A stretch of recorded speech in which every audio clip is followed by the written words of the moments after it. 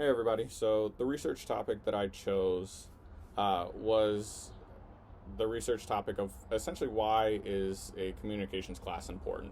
And I chose this topic because in my early years in college, I saw a communications class on my list of classes to take, and I didn't really fully understand what a communications class was, and I didn't understand really why there was a need to take a communications class. I truly did feel that I do know how to communicate. I communicate better than most people that I know, and so why would it be necessary for me to take a class in? And originally, I thought that it would be an easy class to take because, like I said, I feel like I had a good grasp on communication. Um, but it's so much the opposite. Communication goes so much farther than simple body language that we use every day, or just the words that come out of our mouth. It's where those words are derived from. It's how we communicate between genders.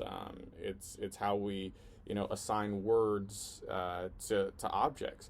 And essentially, that's what I want to talk about today. I want to talk about gender communication and a lot of the studies of Deborah Tannen, as well as interpersonal communication and symbolic interactionism, which is a term that was coined by Herbert Bloomer, who was sort of a student disciple to George Herbert Mead. A lot of what I learned from Deborah Tannen was that men and women truly speak two different languages. Um, we may both speak English, or we may both speak Mandarin, or whatever our community's language is. Uh, but even then, men and women are just wired differently. A lot of times there's a fear of inferiority and superiority when speaking amongst men and women, and there's a kind of fear that women's speech is inferior to men's, and Tannen does a good job, I think, of trying to make everyone understand that that's not directly the case. A lot of it is that women speak with feeling and a more loving and nurturing kind of talk, and men speak more direct. Men speak about money and independence and power, while women truly do focus on feeling in just most of the talk and conversation that's had. It's not so much that there is a bridge that we need to create to fix that gap. It's more so just a better understanding of each other, and I think that's a lot of what I learned in this research, is that because we are different genders, we have to learn as people to communicate amongst each other, regardless of our gender, and a lot of that goes with just realizing, seeing, and understanding what those gender differences are.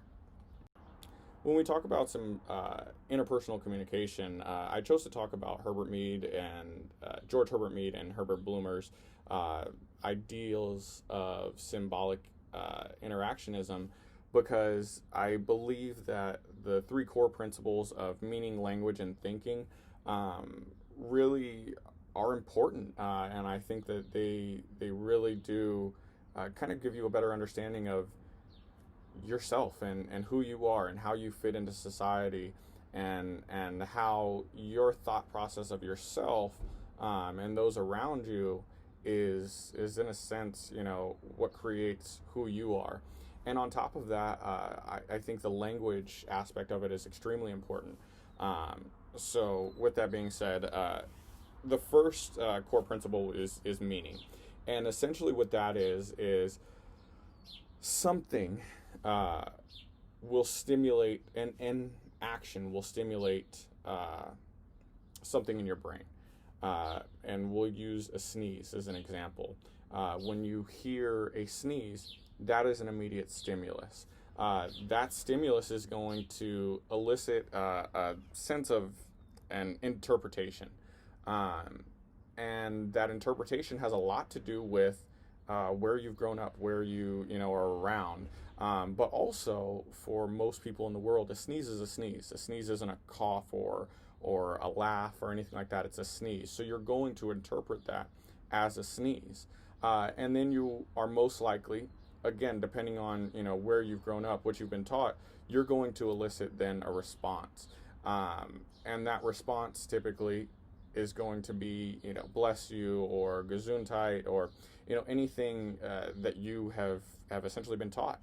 Um, Furthermore, you have uh, the next, which is language, is very important to Mead and Bloomer because essentially without language we have nothing. There is no thought process without language. If we don't have the ability to assign language and then converse with others and share that language, um, nothing is anything. Nothing's created. Uh, that's what the where the gap is between us and animals. Animals cannot you know they don't speak. There's no you know coded 100% language for them, and for that reason, they react. There's no thinking in between you know reactions, and so that's one of the you know very big things that makes us you know human. Um, and essentially, Mead and Bloomer both agreed that uh, our surroundings, what we've grown up in, what we've learned, the language that we've learned, the everything that we have been immersed in is what creates you know who we are and how we communicate and how we fit ourselves into society. And so you know I think that when you read about these you know interpersonal communication theories and symbolic interactionism, it really helps you understand who you are, and it helps you to understand your ways of communication and ways that you can better your communication and you know ways that you need to continue your communication. So when asked the question, why do we need a communications class? Because we learn so much more than just how to say hi and bye, or you know how to you know maybe get along with our brother and sister. We really learn true life skills about you know how to interact with everybody in the world, and how you know the world may see us and how we see ourselves. So those are the reasons why I believe that this communications class and all communications classes are extremely important.